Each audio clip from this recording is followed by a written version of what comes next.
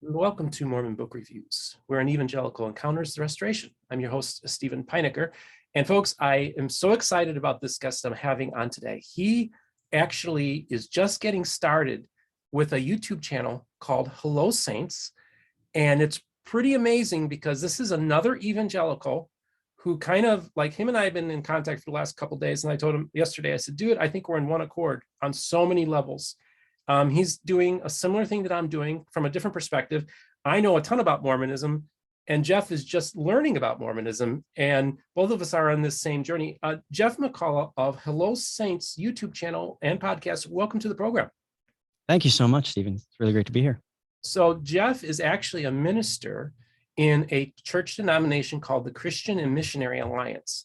And we're going to talk about that church later on. But before we get started on talking about his channel and his current, what you could call a ministry, I wanted to give Jeff to talk a little bit about his background and his faith journey, because like me, he's had some faith crises and stuff like that in his past. And I thought my audience would probably really, really appreciate Jeff's story. Now, this is what's so cool. This is another guest that I booked because of my appearance on John Dehlin's Mormon Stories.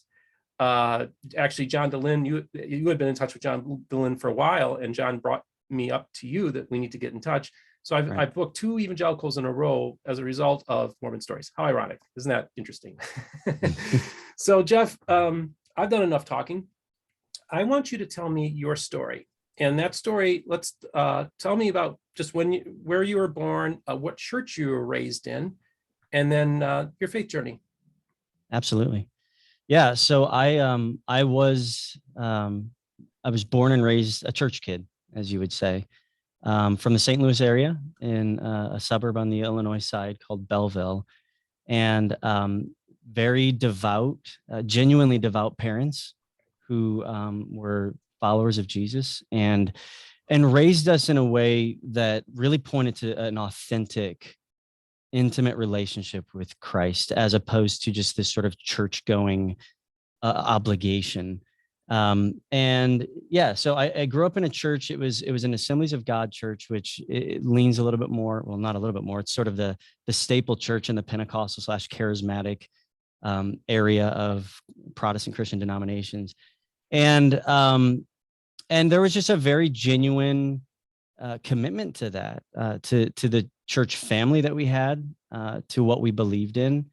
And my parents were very intentional about, even outside of church, making sure that we were having conversations about faith and what we believe and why we believe it. And it was a good childhood. And I always associated, a lot of people that grow up church feel that it was forced on them and they didn't really have much choice. And I didn't feel that way. I felt it was part of who we were. And I always have valued and treasured that as part of my family. And, so relatively early, what did you have a calling to ministry, like as a young age, or what started that? My mom would say yes. Okay. She's said for years that she was convinced that I was going to be in ministry in some way, shape, or form. I kicked it around a little bit. I did the whole go to like youth camp, church camp, and come back and be like, yep, I want to be a youth pastor, right? I'd love to have fun with students and go play paintball in the summertime. So, but I didn't think much of that. In college, I interned for a church to do some ministry stuff, and I was always very musical. So I was thinking maybe something tied to music ministry. I led worship for years. And so I had thought about it, but didn't really take it seriously. It was just one of the options on the table. And you said you led worship. So would you have called yourself a worship leader? Yeah, I did that quite prominently and dedicated for, really for 20 plus years. Even once I moved into pastoral ministry, I was still doing it from time to time. But yeah, that's where I would say my ministry sort of started, was when I was in high school, starting to lead worship. Yeah. So to my LDS audience, they might wonder, what is a worship leader? What is that? Yeah. So yeah, whenever we come together, we sing songs, we sing hymns, similar to what I'm sure is done in the LDS church, but there's a pretty wide range of what that looks like. You have some churches that have organs and choirs and very orchestral. I grew up in a tradition that had some of that, but gravitated a little bit more toward the worship band. So a lot of the stuff you'll hear on K-Love, or what's around us is called 99.1 Joy FM, Christian radio, it was a little bit more in line with what I was involved in. And yeah, it's the first 15 to 30 minutes of a gathering on a Sunday morning where we sing songs and praise and pray together. And do you sing or play an instrument? Both, yeah. Mm-hmm. Okay, cool. So that's a worship leader, everybody. That's an office that's very common within the evangelical world and the charismatic world as well. So that's gives you a little background there. So you went to a Wesleyan college for your undergrad, is that correct? Yeah, so I went to Greenville College. It's now called Greenville University. It's a Free Methodist church. So okay. I know What's that the Free LDS. Methodist? Yeah, so it's a splinter group of the Methodist Church. The most prominent wing is the United Methodists. They splintered off around the time of the Civil War over disagreements regarding slavery. And the Free Methodists took more of an abolitionist approach. And clearly, as things moved through and beyond the Civil War and Reconstruction and all that, that didn't really become quite as much of a distinction theologically and belief-wise, but they maintained the name Free Methodist. But yeah, so the school I went to, Greenville College in Greenville, Illinois, Central Illinois, and a very spiritual formation was really big at Greenville. It wasn't just a token school that says, yeah, it's Free Methodist. They very much worked toward, we had to go to chapel. We had religion classes that we were required to take, and lots of extracurricular activities that were tied to your faith, what you believe, why you believe it, and applying that in serving the community and some of those other things. So it was a really rich, spiritually rich time, which was really good because it was my first time away from home and away from my spiritual kind of home base, if you will. And, as we were talking over the course of the last few days, you had mentioned that it was during this time, while attending this Wesleyan school, that you actually had a bit of a faith crisis. Is that correct? Yeah. Maybe talk a little bit about that. And the interesting thing about this is, and I've talked about it with friends and family, but I was away from school. So a lot of my friends and family didn't see this or know this. But the Wesleyan way of thinking, and by Wesley, we're talking about, John Wesley, Charles Wesley, the brothers that were very much, they established the Methodist Church, but they came out of the Enlightenment, and the Enlightenment was all about, let's question everything.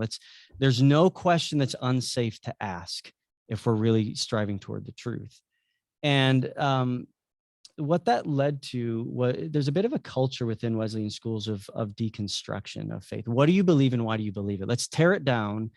Make sure that there's a genuine understanding of what you believe and why you believe it before you just start, claiming things that have really just been spoon-fed to you. And when that process started to happen, and I had professors who were pointing out things, even in the scriptures, that are difficult to grapple with. One of them, I remember it's subtle to a lot of people, but to me, it rocked me. How many women came to the tomb after Jesus resurrected? Right. Why does one gospel say this, another gospel say that? If there's differences there, different perspectives, then are there other things in the Bible we can't trust? And it was scary because I, for the first time, was grappling with what I felt would never happen. And that is, do I really believe this? Is God real? Did Jesus really do what he said he came to do? And it led to a lot of doubts, and there were times where I was angry with God that he wasn't more clear. There was one time I remember driving in my car, and I was like, I wanted to pray, but I didn't want to pray. So I was screaming at God, like top of my lungs, screaming, where are you? Why can't I see you? Why don't you make yourself more clear to me? Why do there have to be questions? Why do there have to be doubts? And what came out of that, though, was that deconstruction of what I thought I had always believed. I had to go back and really study the scriptures. I had to have hard conversations with spiritually mature people who could sort of guide me and direct me. And the Lord put really important people in my life at that time that didn't tell me what to do, but just nudged me down the path and set me on certain trailheads, spiritual trailheads that I could then on my own explore. And the Lord was faithful. He met me there, and it strengthened my faith and my conviction in who he is, and what his presence means for my life. So it was a very key time. Yeah. And how long did this time last? It was a couple years. It's probably my early 20s. And there were other things going on in my life at that time too. A girlfriend that I was really serious about. And as that relationship started to get rocky, those types of things always overlap in some way when life crisis meets faith crisis. But on the other side of it, I had an intimacy with God that was not based on everything I had known. And it wasn't tied to my life being ordered in a certain way. It was regardless of how my life is ordered, and regardless of what I've known, what I know today and what you continue to show me is that you're real, that you're faithful, and that you have purpose in this life. And that has carried me ever since. Hmm. And one thing we also talked about is that you actually suffered from spiritual abuse. Now, would you mind talking about what that was and what you went through? So this actually happened more recently, but it was tied to, and I want to be careful, because when we go through mistreatment in the church, there's a fine line between calling something what it is and then also kind of like going after in some sort of way to get retribution. But this was after I was in the pastoral ministry, and a church governance system was in place, and very much felt, as in full honesty and transparency, the church that I was leading, we were making certain decisions that were standing firm on essential doctrine, but where we started to say, but we don't know if we see everything that is non-essential. So issues that we believe that we can agree to disagree on, essential to who we are as a local body. And as a result, this denominational oversight came in and were very harsh, and did things that grieve me to this day. Not even personally to me, but just a heavy-handed approach when we were in a situation where we were truly doing Christ's work in the neighborhood that we were.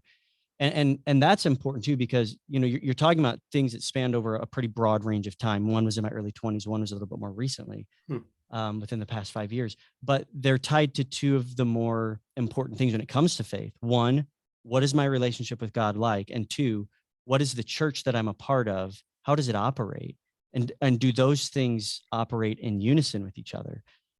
Because when they don't, it causes a significant amount of dissonance, spiritual dissonance, emotional dissonance, and had to walk through a really difficult time. And it was, I still feel that it was handled poorly, and the things that were done to me and to my family are, they're still very hard.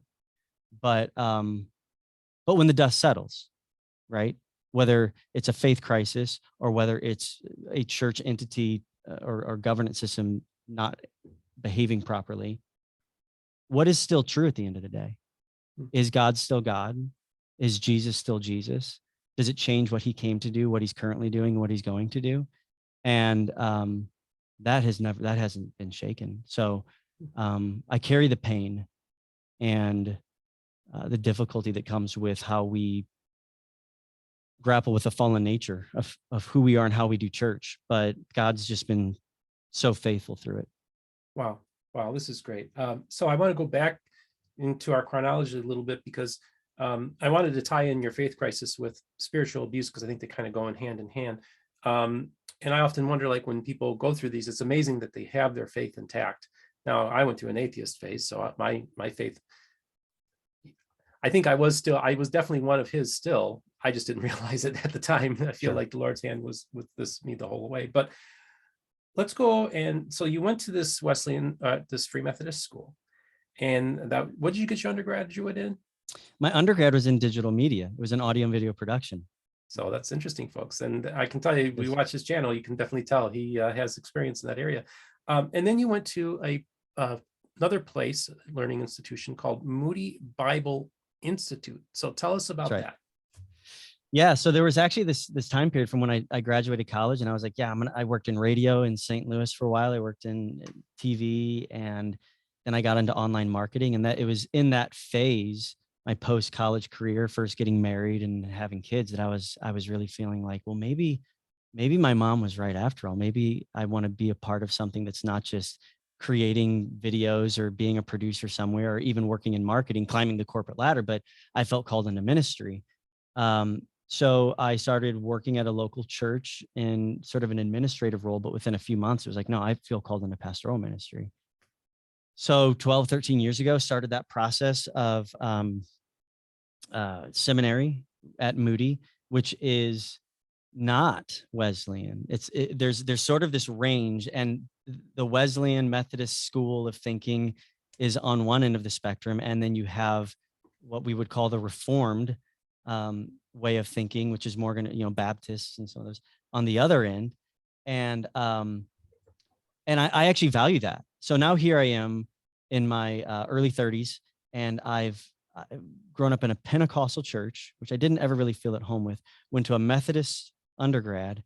And then as I'm getting into ministry, going to this Reformed seminary, which Reformed schools have just very solid theology, very clear, systematic laying out of what does the Bible teach, which was a really good sort of what came after this sort of deconstruction phase, where then I'm actually able to put even more structure behind my biblical understanding, and I could not be more grateful for the biblical studies and theology studies that I've received from Moody. So how long did you attend? And first, well, how long did you attend Moody Bible Institute? And also just talk about the background, like the founder was D.L. Moody, who, by the way, folks, D.L. Moody in the 19th century went to Salt Lake City and addressed the saints, I believe, in the tabernacle. And it'd be almost 100 and something years later before another evangelical would do that again. But D.L. Moody actually took the time to go out and speak to the Latter-day Saints. I don't know if you knew that or not. I didn't know that. Yeah, that's fantastic. Yeah, D.L. Moody, I mean, he was a mover and shaker in the 19th century. He was a theologian and a scholar, a Christian thinker in a pre-Christian consumerism world, where there was a lot of academia behind spiritual movements and realities that were taking place in the 19th century, and really not too far off from what was the impetus of the LDS Church and what Joseph Smith and Brigham Young were experiencing coming out of the Second Great Awakening, in thinking about church and how we're training people differently. And that's where Moody Bible Institute came from. It was D.L. Moody establishing in Chicago a place where ministers and missionaries could be trained biblically to do ministry. Yeah, and then so yeah, like you said, it's based in Chicago, and so that's about that's my backyard there that I grew up in. Mm-hmm. And so Moody, if you're from Chicago, it's actually Moody's. That's how we pronounce it. Go to Moody's. Right. We had S's to everything up there for whatever reason. But the Moody Bible Institute is a very important institution. And you went to school there for how long? And what did you get? What kind of? So I started with I was working toward a master's in divinity, which is a lot of theology, a lot of biblical studies, language in Greek and Hebrew, and church administration. So I had gone through all of my theological studies, most of the biblical studies, and half of my language through a 4 or 5 year process. Because at the time I'm also in ministry, pastoring a church while raising 4 kids, married with 4 kids. And when I got to the point of needing to do all my church administration classes, having been in ministry for the 10 to 12 years prior to that, I was thinking, I don't know if I'm really wanting to send the seminary thousands of dollars to be trained in something I've already been doing. So I pivoted toward, before I finished those classes, I had like 72, 80 credit hours at that point, to a biblical studies, a master's in biblical studies, and called it a day. So that's what I did. And I officially completed that about 3 years ago. Okay, so now you talk about ministry. Now you are a minister in the church called, like I said earlier, the Christian and Missionary Alliance. Why don't you talk a little bit about that church, the history of it a little bit, and what it stands for, and what made you decide to affiliate with that church? Yeah, the Christian Missionary Alliance is it's not a household name in the Christian world, but it's been around for a long time. You talk about D.L. Moody. It was started by a man named A.B. Simpson, who was a Presbyterian minister in New York City, who had a heart for immigrants who were coming off the ships and wanted to mobilize the local church to receive these immigrants and also to go to their home countries and to be missionaries there where we could. And that's the whole idea of a Christian and missionary alliance, the home-based American Christians and sending missionaries abroad. And A.B. Simpson, he ran with the likes of D.L. Moody and individuals like that in the 19th century. Billy Graham, as a matter of fact, was a Christian and Missionary Alliance kid. He worked in ministry before he went to Wheaton, and then became really tied into the Baptist church, and that was sort of the legacy of his ministry. But the Christian Missionary Alliance really is somewhere in between this Methodist and Baptist schools of thinking.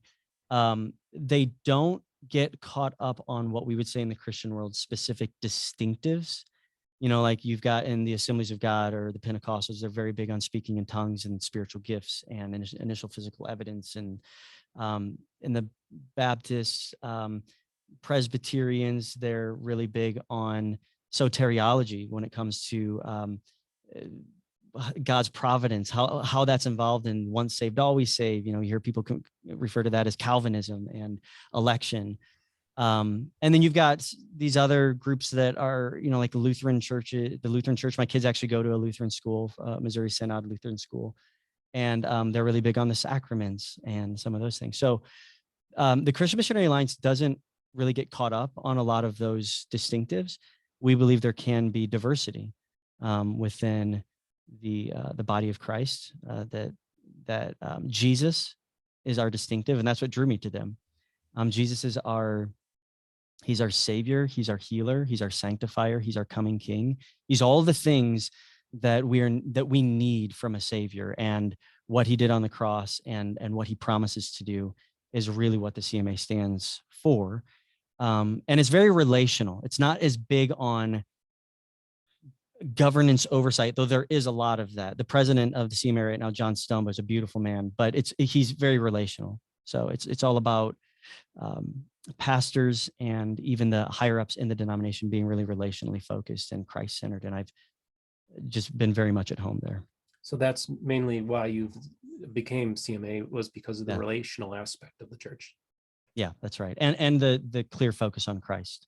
Okay, Christ-centric. Awesome. Yeah. I just off the top of my head, there are a few prominent people that are members of the CMA, and you can correct me if I'm wrong.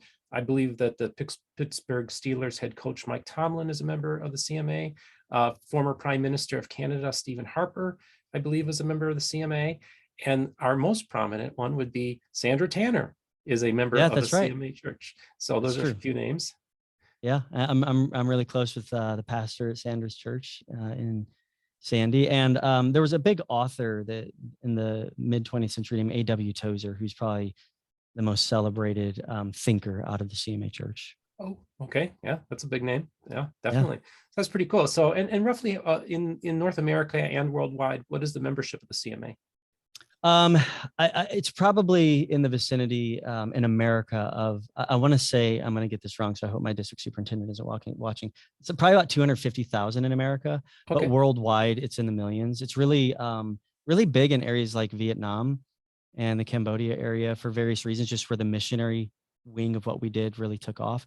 But internationally, much larger than how big it is in America. And there's a big Canadian CMA church as well. So okay, yeah, I think there's a few other prominent Canadians that are also CMA. So am I right about Stephen Harper being the CMA? I believe you are. Yeah. Okay, that's cool. So that's the church. That's the background. This is the reason why you are a pastor within this church. And then you don't know anything about Mormonism at this point, right? Is within the past 2 or 3 years? No, I'm truly dipping my feet into the water. Yeah. This is what I love. I think this is so cool. I started this channel a little over a year ago, and it's really making an impact and taking off. And you just started your channel like a month ago, and you're making an impact already. I mean, a lot of your videos already have a couple thousand views. Apparently, there's a lot of Latter-day Saint people that appreciate what you're doing.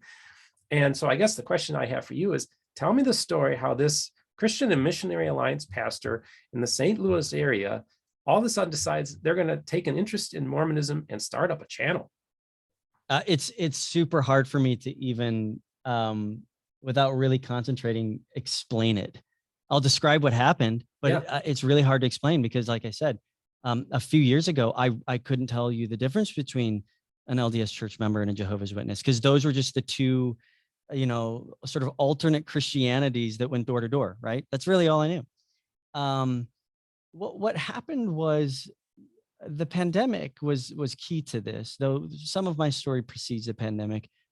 But I co-run a video production company on the side, and two friends of mine, they're full-time. I'm not. I'm a minority owner, but I help run, strategy and certain aspects of production. Very successful, commercials for Target and FAO Schwartz and Sharper Image. They work for a YouTube channel called VAT19, and the channel that is run now is called Randomonium. And I just was helping with that. And so we've got the studio. The pandemic hits, and churches all over the world are like, what are we going to do? Like, if we can't meet in person? And the church that I'm pastoring at, I'm like, guys, we're good. I got this. I co-own a video production studio. So we pivoted in 1 week. And I went from pastoring a church and sermon prepping and vision casting and, discipling to sermon prepping and video editing.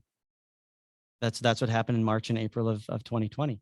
And a few months into it, I'm like, this is awesome.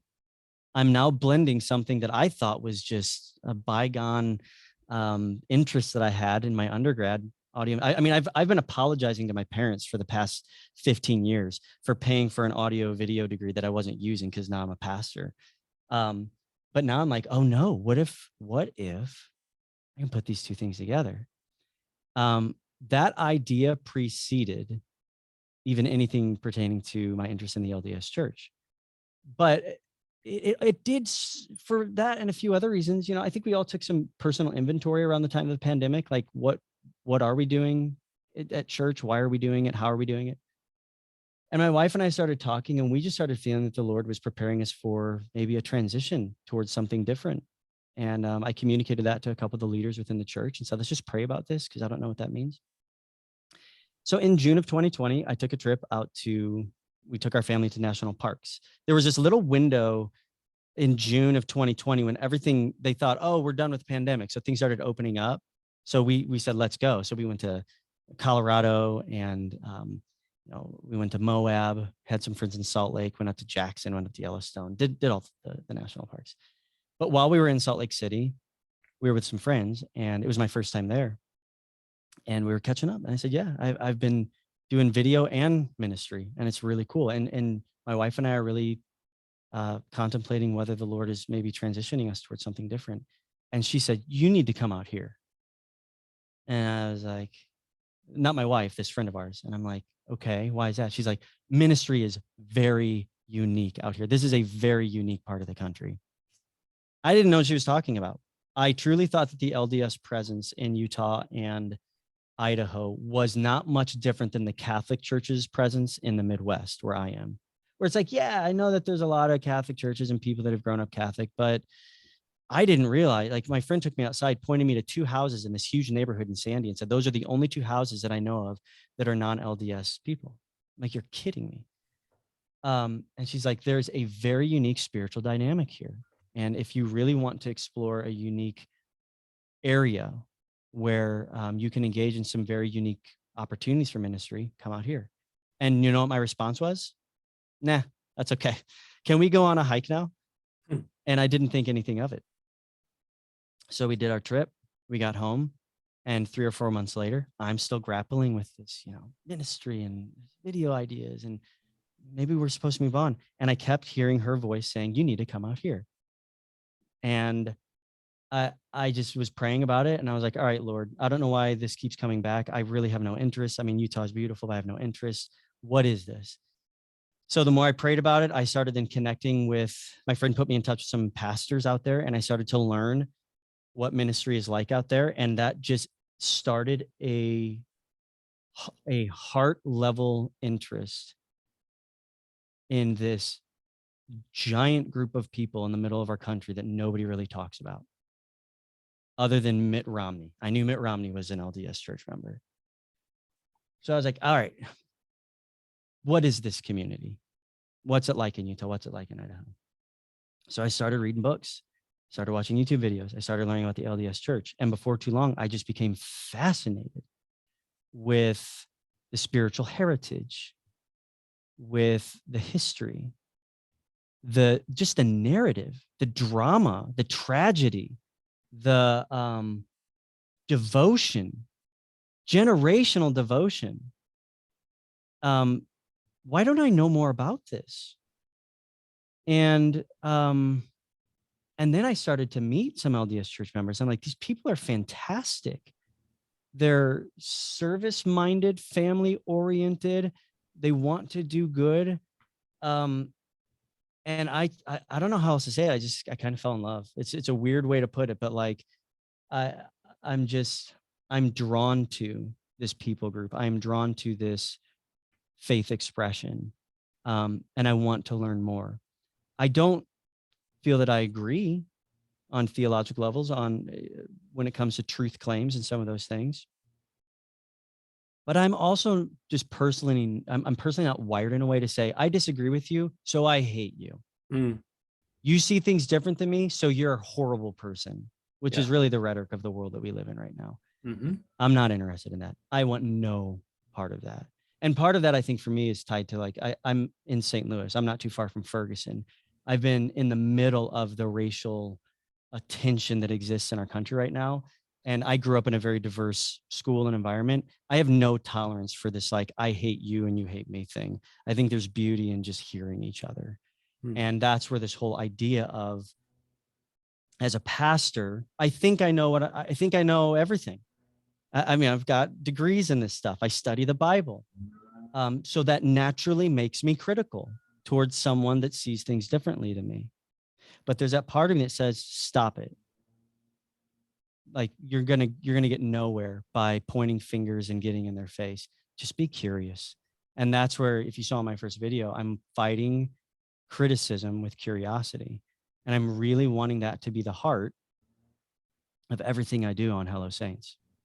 Yeah, so I watched that first video, and so you reached out to me just a few days ago and said, well, John Dehlin recommended that we get together.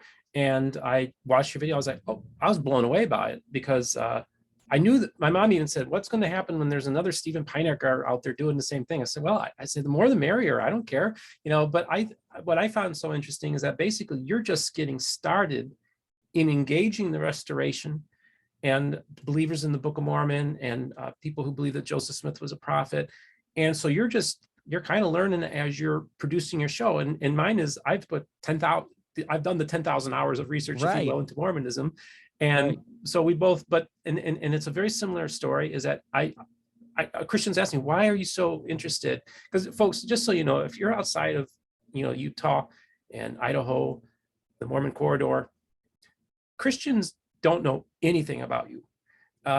They just might know something they heard from the God Makers, or maybe they watched a thing on the 700 Club about it or something. They don't know anything about the LDS Church. So the idea that you guys think like we're the center of the world and the world is looking at us, nobody pays any attention. And so that's the weird part. The only evangelicals that know anything about Mormonism would be ones that are in the Mormon corridor. So that's fascinating. And I'm fascinated by you, because I'm like, dude, just a couple of years ago, you didn't know anything about it. Now you're engaging it and you're learning. And so, and when I tell Christians, I said, listen, the story of Mormonism is so awesome. How in the world would you not want to be interested in it? You're really missing out on a great story. So just tell me a little bit about some of the things that you've learned, things that maybe have surprised you in your journey of exploration. I think one of the first things I would say, I have a real interest in history, especially American history. I immediately was like, oh my goodness, this is the most American church in existence. Yes. Hands down. It does not have foreign roots. It is American. And it's tied into so much of the American zeitgeist that has existed for the past couple hundred years, and is intertwined in so many aspects of American history. The pioneers, politically, so many different, the Second Great Awakening and what was taking place in America at that time.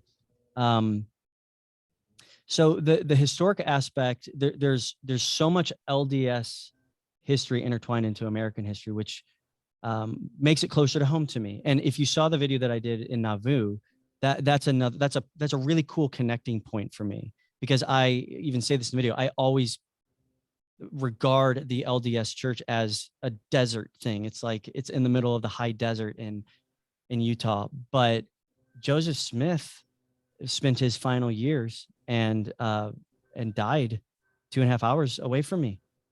And that was like probably the biggest pivot point in LDS church history.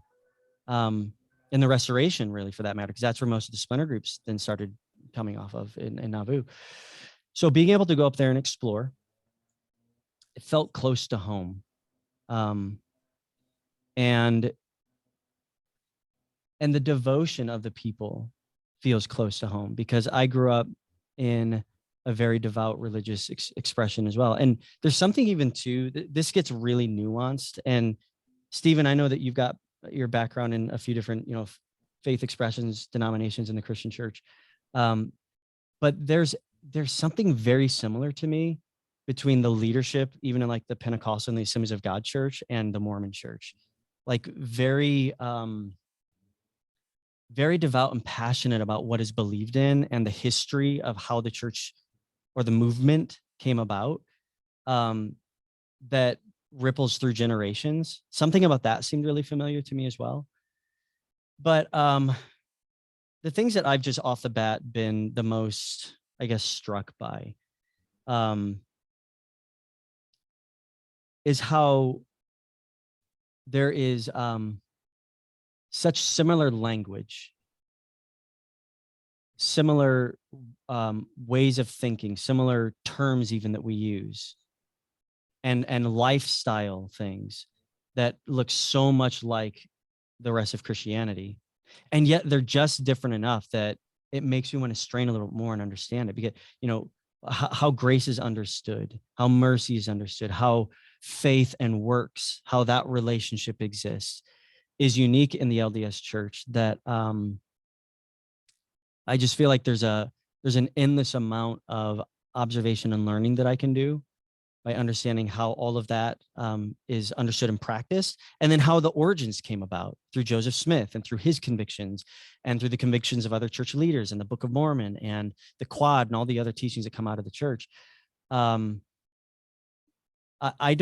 can't point to one thing. All of it is just fascinating to me. And I think it's really kind of ironic, Stephen, that, your Mormon Book Reviews, right? You're all about research and some of these other things. My next video on Hello Saints is actually going to be a video that I shot in Utah of me going through a Deseret bookstore, because I walked into it and it felt exactly like any Christian bookstore I've ever walked into. Mm-hmm. It reminded me of the bookstore on campus at Greenville College or in Moody. It felt just like it. But then as I started walking around and I started looking a little bit more, I was like, this is different. I felt like I was an alternate reality. Mm-hmm. It's like everything about this feels very Christian, and yet I don't see any Billy Graham or Tim Keller or, Francis Chan. I'm not seeing all of the, Mercy Me and, Big Daddy Weave and all the, the Christian cultural things. It's all stuff very specific to the LDS church. The scripture section is not just King James, ESV, NASB, NIV Bibles. It's the pearl of great price, and it's, doctrines and covenants, and it's all just very fascinating to me. And I'm wanting to learn more, especially because I have a heart for not just understanding, but for people who might be going through a faith crisis himself. And I know I'm talking a lot here, but if you really want to get to the heart of the issue for me, the reason why I'm feeling this is worth my time, and I feel that the Lord is calling me into this, is because one of the things that's coming out of the pandemic is a real deconstruction of faith by a lot of people. The evangelical church, I know that a lot of people are saying, the LDS church is dealing with that quite a bit right now. And there's so much stuff that's going on at BYU that's a huge indicator of that. You're not alone, LDS church. The evangelical church is going through some massive crises right now when it comes to people either leaving the church or longstanding institutions within the church, whether that be Hillsong, whether that be Bethel, whether that be the SBC, Southern Baptist Convention, that are having to grapple with some real issues that have gone neglected for a long time, and it's really impacting people's faith. And a lot of times when people have faith crisis, they feel that their only option is to just, I'm throwing it all away, just burn it all down. I don't believe any of it. I can't trust any of it because I believed a lie or something that wasn't authentic for so long. I'm done. I'll be an atheist. I'll be an agnostic, whatever. I don't believe that that's your only option. And that's really why I'm doing Hello Saints. I want to learn, but I also want you to know that if you're in faith crisis, there is Jesus after Mormonism. There is a Christianity outside of the LDS church. And I want to help you understand that so that you don't think that your only option is throw it all away. Yeah. And that was my message to John Dehlin's audience when I was on Mormon Stories, because, again, and this is the thing, folks, I would feel bad if somebody left the LDS church because of my channel. That's where I'm at, because I'm really not trying to proselytize. All I'm trying to do is just talk about my personal faith and also having a personal relationship with Jesus. And really, that's really the most important thing, is having that personal relationship with Jesus. And I don't care what building you go to on a Sunday morning, what kind of relationship do you have with the Savior? And I think that's foundational to the whole thing. But that's what I think what you're doing is so important, because I think one of the things that really bothers me about a lot of the Christianity that Mormons are exposed to is one that's very confrontational, one that's about winning a debate, Yes. That's very theological. It's also very cold, and I think at times very cruel. I name some names in my interview on Mormon Stories because I feel that for over 200 years, evangelicals and Mormons have been going like this, and where has it gotten us? And I just feel like, if you just want to be open-minded and allow the Spirit to operate, which is, I think, is what the Lord's been doing, and that's why these doors have been opening. This channel, it's on paper, this shouldn't be happening. So that's why people feel that the Lord's hand is involved in this, and I feel the Lord is directing this endeavor, and I believe that the Lord has brought you into this recently. I think that when I was talking to John and I said, I believe that this is a divine appointment, that all of us were supposed to be in this room, you and I started comparing notes and felt that the Lord had a hand in this as well. So maybe let's talk about differentiate your approach to how you see other Christian groups that are trying to take on Mormonism, and maybe just point out some of the differences of your approach.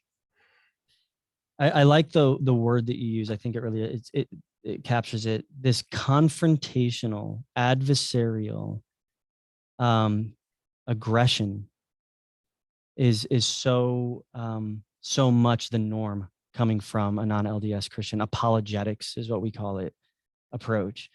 And I just don't think that's the only way. And when I look at Jesus's engagement with people, I mean, think about this for a second. He is the divine mind of God himself entering into humanity. How wrong, incorrect does everybody have it based on his understanding of the truth? And yet he was kind. He was kind. Now, he did have to have some very difficult and direct conversations with some of the religious convinced people, but I think he was doing that even out of a passion and love for them. Like the parable of the prodigal son. The older brother is the Pharisee. The older brother who said, "But Father, have I not been keeping your house and falling in line with everything that you've asked me to do? I've been the obedient son. Why are you giving a party to this prodigal son that's returned after squandering his inheritance?" And the father lovingly and gently pleads with the older brother to help him see the beauty in, both sons having an important part in that relationship with the father. And so I feel like Jesus was always coming from a place of, on a heart level, not interested in pinning someone to the ground by winning arguments, but helping them see the kindness of God. Jesus did not come to the world to condemn it in John chapter 3, but came to save it. This is a conversation Jesus is having with a Pharisee, Nicodemus. But all of his interactions were in this posture of a winsome, inviting, personal, intimate compulsion. And I feel more drawn to that. Now, do I think that people in the Christian church who are street preaching outside of temples or taking a more aggressive approach, do I think that they're inherently wrong in what they're doing? Maybe sometimes, maybe a lot of times, but not necessarily, because I do think there can be more than one way that people go about communicating what they passionately believe they need to communicate. But I just think that there's so much more that can come out of us just having relationship and having just honest conversations, and to do so in a way that is friendly. Yeah.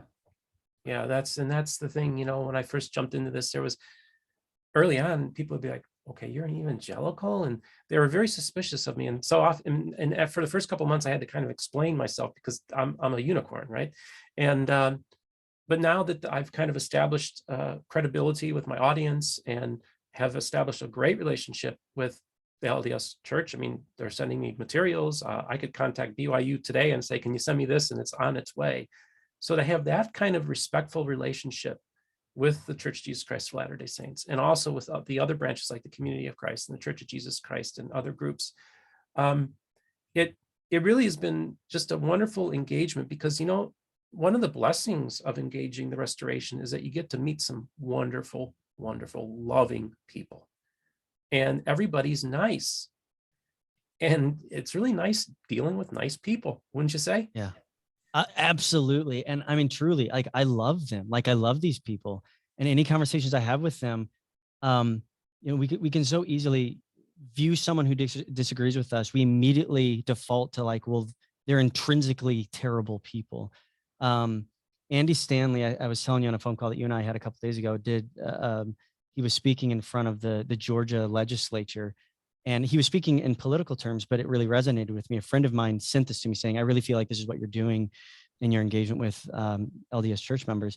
He was saying, like, it's okay to meet in the middle, even if you still disagree, and to not just undermine and villainize the character of the people that you don't agree with. Like, and that's just kind of how I feel. I mean, really, let's just be completely honest. All right.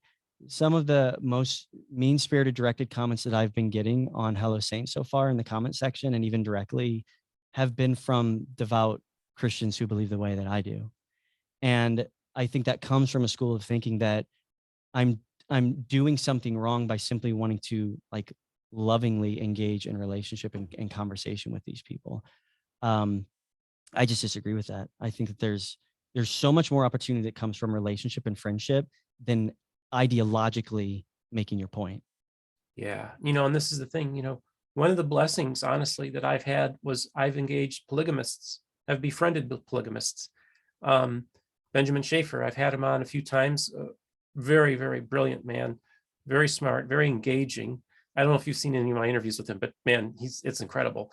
And then I had Ann Wild on, and her husband was Ogden Kraut, who's the most influential, you could say, apologist or theologian of Mormon fundamentalism in the 20th century. He wrote over 65 books, and she edited all of them. And as I've been engaging, and just so you know, Ogden Kraut and Gerald Tanner were very good friends, is the character of Ogden Kraut. That man had so much integrity. So the stories I've heard about this guy, I was just telling a neighbor, I said, this guy has shown to have more integrity than a lot of Christians I know. Well, that's mind-blowing, but the man was a man of integrity, and he's a polygamist. Lesson learned, right?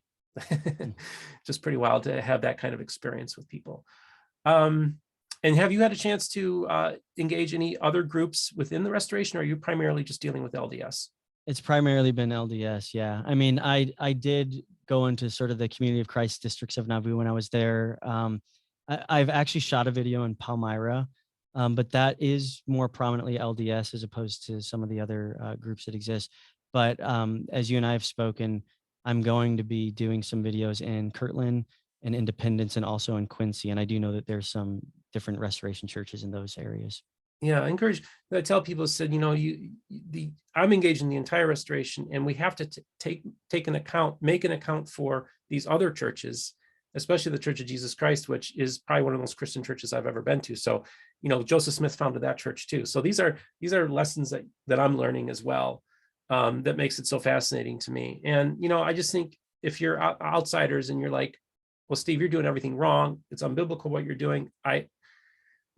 I understand if you think that, because within the paradigms that you've been raised in and the bubbles that you've been raised in, I'm doing the exact opposite of what I should be doing. And in one sense, Jeff, you're doing the exact opposite. But I think that's where the Lord operates, is in those areas, and not with just following the rules that unfortunately, a lot of Christians just feel like you have to do a certain way. And if you're not doing it, then you're not doing God's will.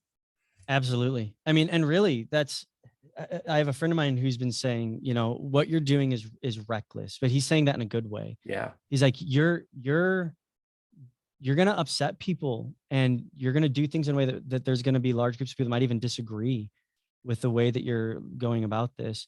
And Stephen, even as you and I have talked, I've told you, like, I'm so serious about this that I've taken a break. I've taken a leave from pastoral ministry as a vocation, job-wise. I'm still involved in certain pastoral responsibilities in certain groups, but so that I can take this moment to really move in an unconventional and untraditional way, in an area that I see God at work, and I want to be a part of it. And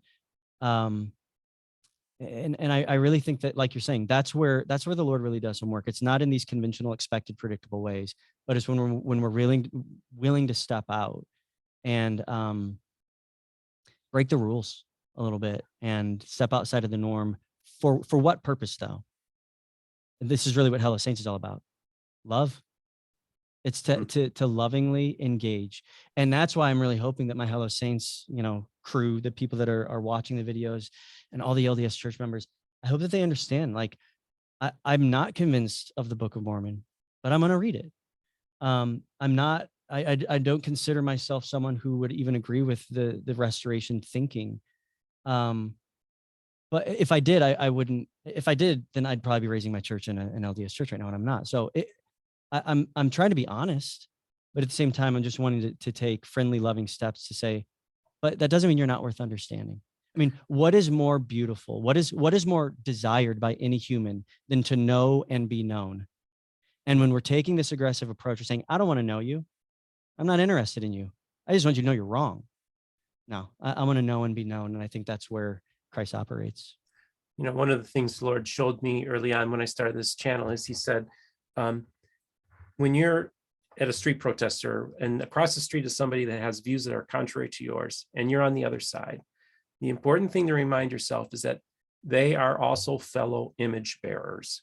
So whenever you're dealing with somebody that you disagree with, just say in your mind, fellow image bearer, image bearer, and use that as a reminder. And I want to kind of tie what we're doing, because I feel like, I told you this story the other day, and then earlier this week, they just released an interview with Dr. Christopher Thomas interviewed Sandra Tanner.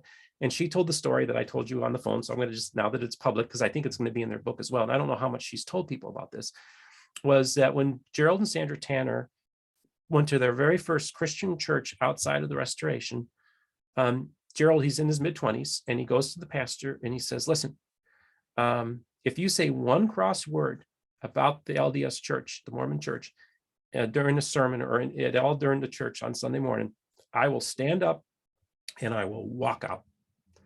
And so when I heard that, when Sandra told me that story last summer, I thought, oh, okay, I think what I'm doing is more in line with what Gerald Tanner was really trying to do, and do things in a loving way and not bash. And the great irony is that you have all these anti-Mormon types who are using the Tanner's material in a way that Gerald probably didn't intend it. And so I think the great irony is that in one sense, I think the spirit of Gerald Tanner, what his legacy is, I think we're following that path much more than a lot of the anti-Mormons.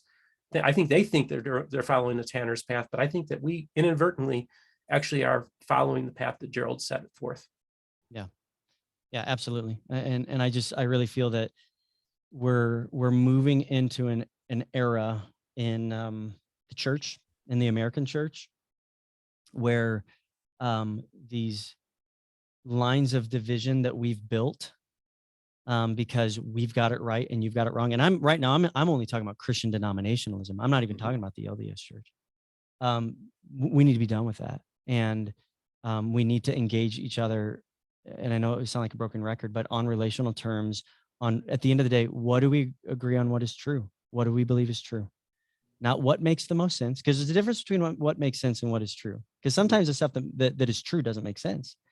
But what do we feel the Lord is showing us to be true? And that to me is a case by case. It's a one-on-one thing. And what I'm really hoping even comes out of what you're doing and what I'm doing and what I think the Lord is doing in a lot of people is to just open up dialogue and avenues of connection that have not existed between the LDS Church and the rest of Christianity for ever, really, I would imagine. So, yeah. So I think what's happening inadvertently, a network is starting to be built, like Randy Bell and my friend Allison, who's really been doing a wonderful work out there.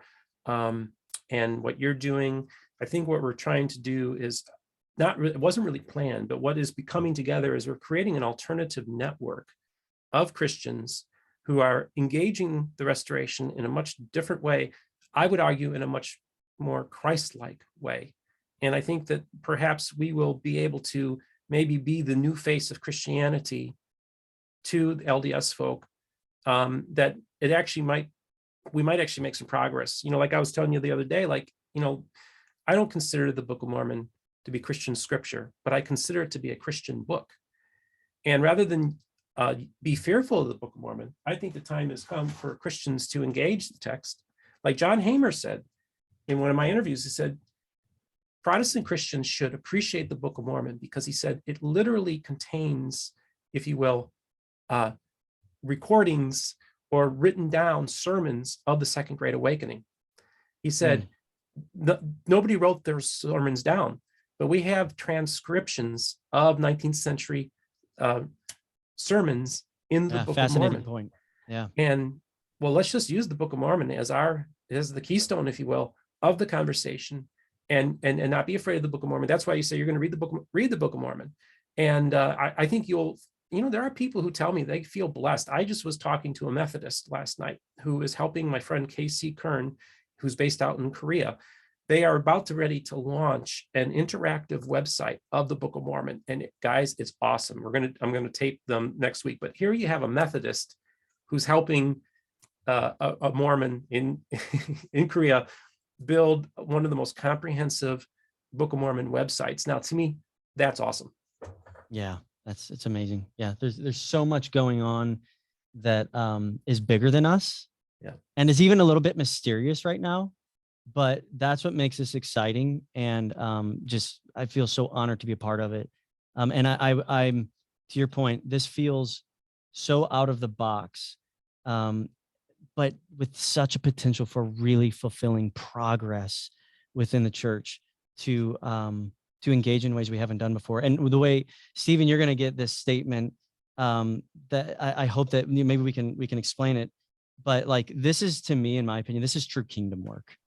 It's not church work. It's not underwritten denominational work. This is kingdom work. This is about moving forward with not what we are doing, but what we really believe that the Lord is doing. Wow. Yeah. Kingdom building. That's, I think that's true. And I think that, I tell people let's learn from the restoration. They talk about Zion. What is Zion? There might be some things that could be instructive to us.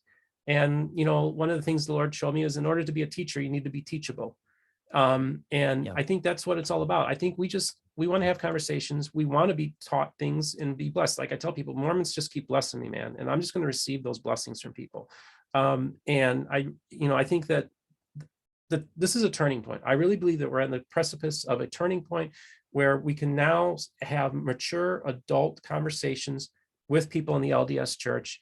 And the days of just confrontation, we just need to, I say, ignore the people who are just the haters. Just don't give them a platform. I mean, of course, have a platform. I'm not canceling anybody, but just ignore them, because they first of all, they believe everything's been predestined, because they're hyper Calvinists. And my thing is why bother? Why are you're just wasting your time and everybody else's time going after people. I don't even see the point to their enterprise at this point. I think if we're really participants with Jesus and with God, and we're actually working with him, I think is a better way of looking at it. And I think that's why this kind of directional change within Christian Mormon relations, again, we're still two tiny channels, and we're not going to change, the course of history or anything like that. But I do believe the Lord can operate in the small areas too. And I think that, and on the individual level, I mean, I get emails from people throughout the world who feel like they've told me, your channel is my church service. Well, or people are telling me, Steve, I watched my interview with so-and-so and I broke down crying.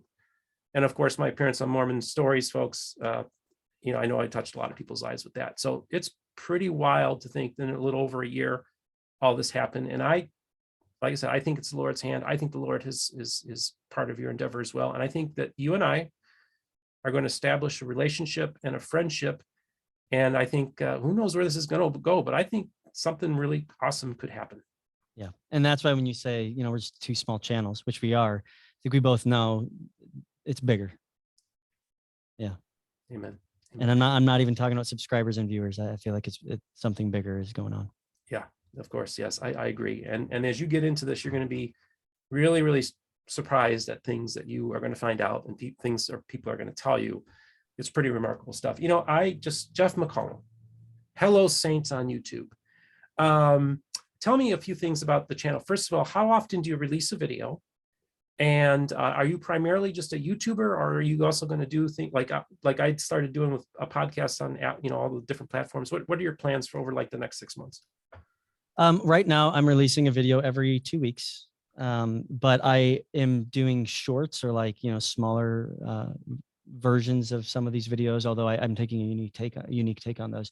Some of that comes from, like I said, I co-run a video production company, so I've got a lot of experience and insight into how YouTube works and value propositioning and thumbnails, descriptions, and the type of content and when you should release stuff. So right now I'm just where I have capacity, because I'm not doing Hello Saints primarily full time. There's other things that I'm doing right now, even from a livelihood standpoint to tied to ministry. But yeah, every couple of weeks is when I release a video. I would love, honestly, for it to become something that I'm fully dedicated doing, though.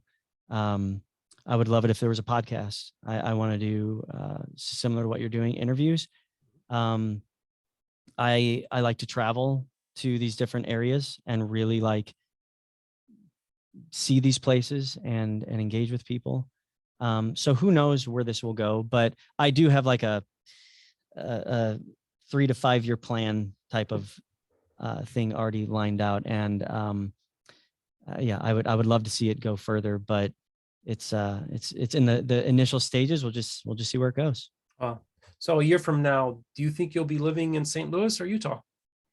I got to be careful how I answer this because I might get in trouble for my wife. Let's just say there's a strong desire on one of our parts to move out west into the Salt Lake area, and another one of us is saying, maybe let's give it a little time to really think this through. So that's a little bit hard for me, but we're praying about it, we're talking about it, and we'll just see where the Lord leads. But if I'm gonna be honest, if she says let's go, the house will be packed and the U-Haul will be en route within probably 7 to 8 hours after that green light. So we'll just see. You never know. Maybe a year from now, we're neighbors. Hey, maybe that'd be great. Well, Jeff, I want to thank you so much for coming onto the program today. Was there any final words that you'd like to share with the audience?